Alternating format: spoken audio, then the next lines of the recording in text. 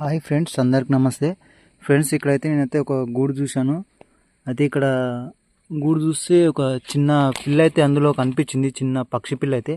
అయితే ఇందులో ఒకటే కనిపించింది. అయితే నేను కింద చూసే వరకే నాకు ఒక ఎగ్గు అలాగే చిన్న పక్షి అయితే కింద పడిపోయింది అనమాట. గూడులో నుంచి అయితే కింద పడిపోయినప్పుడు నేను చూసి ఇందులో నుంచి అయితే మళ్ళీ ఇందులో వేసేస్తున్నా. సో చాలా సేపు, ఎంతసేపు అయిందో పాపం. ఈ పక్షి పిల్ల అయితే పాపం ఒకటే నోరు అయితే తెరిచి పాపం అలానే ఉండిపోయింది. నాకైతే చాలా బాధ వేసింది. ఇంకొకటి అయితే ఒకటే ఉందన్నమాట. ఈ గూడులో అయితే నేను మళ్ళీ పెట్టేస్తున్నాను లోపలైతే. దాని తల్లి అయితే ఎంత బాధ అనిపించిందో. ఫస్ట్ అయితే గుడ్డ అయితే పెట్టేస్తుంది ఇందులో. అలాగే నా దగ్గర ఉన్న నా చేతిలో ఉంది కదా చిన్న పక్షి పిల్ల, దానికైతే ఎలాంటి డ్యామేజ్ కాకుండా గూడులో అయితే పెట్టేస్తున్నా అందులో అయితే. చూడండి, ఇప్పుడు 3 ఉన్నాయి అందులో, చూసారా?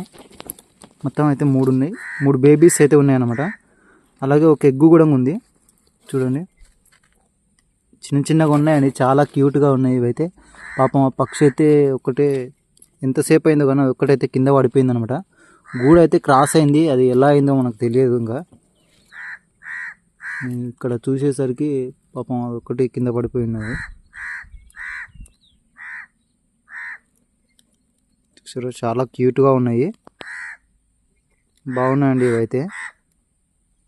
బహుశా ఇక్కడికి కాకి వచ్చింది కదా, కాకిన కదిలిచ్చిందేమో ఎత్తుకపోనికి అని డౌట్ అయితే వస్తుంది నాకైతే.